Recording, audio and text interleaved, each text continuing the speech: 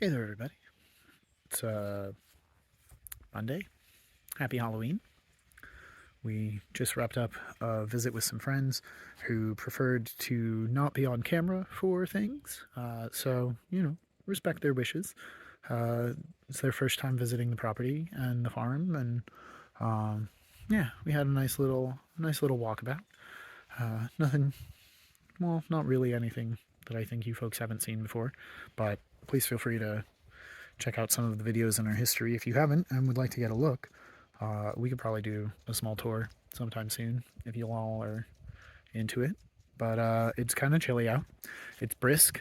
The ground is warmer than the air, and things are changing color, as you can probably see behind me. So, uh, tasks in the garden abound. So let's take a look at one of them.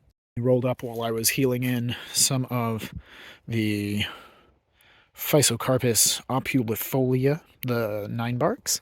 And so we have about 30 or so that are just tiny itty bitties, like, maybe 6 inches. They were definitely the last ones to germinate and the most stunted. And then I have about a dozen left of the big guys. There have been a few that have already been set aside for orders in another staging area. And so these guys will go into a holding spot next to the rest of them. And then this is kind of the B grade. And so if we sell through these this fall, what I will end up doing is moving to these, which I will show you in just a moment, are no less exceptional than the bigger ones. They were just a little bit slower to germinate, not as slow as these guys. These ones are likely to be either next year's inventory for potted sales or several, probably half of them, if I'm being reasonable, will be planted out in our landscape so that I have future seed stores to harvest from and do not need to rely on gas power, fossil fuels for delivery from other regions. And then we will have a selection that is particularly well bred for our region from the most successful plants, similar to exactly the same as a landrace setup would be. So I'm going to pause this so that I can gently lift some of these plants out, and we'll take a look at some root structures, and we'll take a look at the space under where they were. Stick around. I've come over to the wall so that you have a better visual representation. So here is one of the B grade nine barks. You can see, hopefully, there we go, some of the buds that have started forming for next year.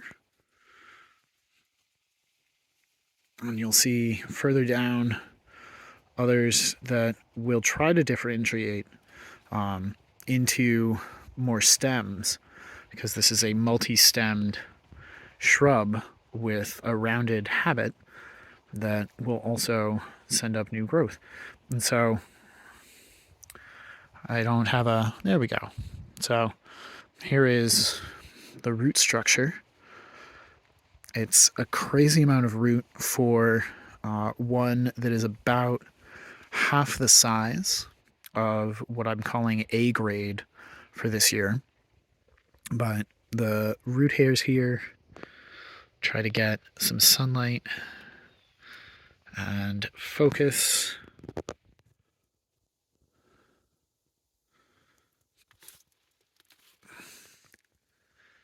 So all of these little root hairs are just absolutely super fine.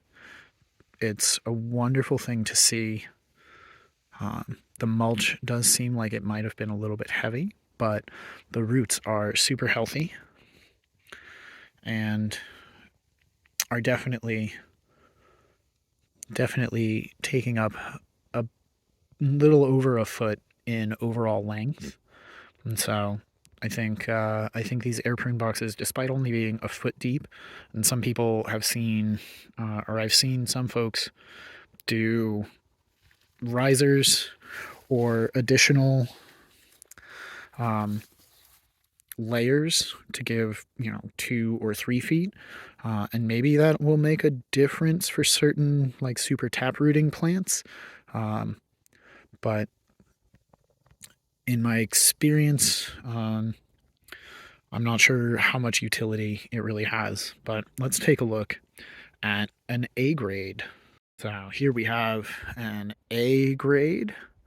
This one, if you look at it against my finger, is a little bit thicker in the stem. We've had a little bit more branching up top. And then down at the bottom,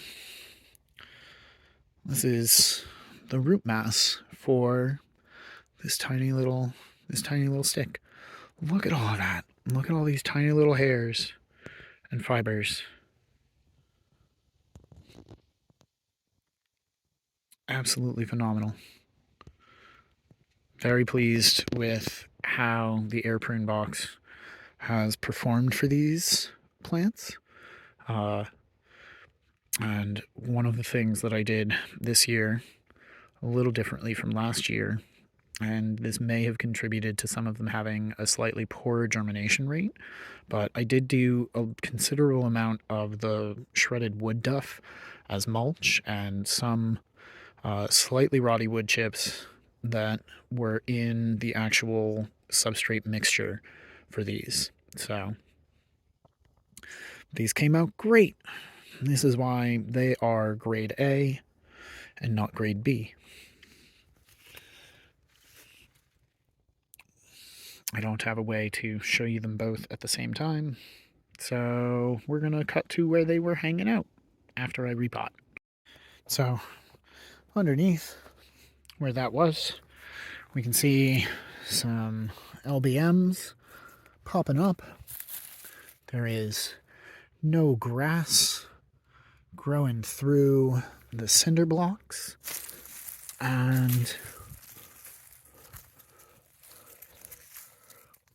the soil underneath is super diggable by hand, and we can see a tiny little worm who has been doing the work of mixing that bit of soil that you see in there into the rest of it. And it's a little chilly, so I'm gonna cover him back up. Great. And so my expectation is that it will be pretty much the same all along here. You can see the Calycanthus floridus taking on a beautiful fall color.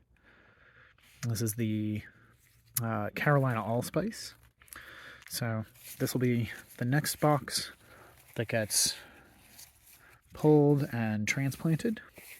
And then once that's taken care of, we'll probably take the cinder blocks out and use them to frame out anything else that I need to do. We do have a few projects coming up where they might be useful, but there's legitimately just a whole pile that we're free to take from the woods. So that's pretty neat. We never got any trees popping up through the time, but this is great. We had a ton of pollinator activity on the flowers here. They were just so lovely. So I'm going to come in, we're going to harvest some of the sprigs for ourselves and just to have hanging out. And then I have 30 more, 20, 27 more, maybe fewer. Some of these pots look empty. But these will be transplanted out into the woodlot and other gardens so that I have even more cuttings to come in for past that. So that'll be super exciting. The rest of these boxes are going to get buried in. These might just get protected by the cinder blocks and then covered over with some compost and mulch and leaf litter for the winter, so that the handful of seeds that I believe are still viable in here, and those would be the viburnums that we planted out.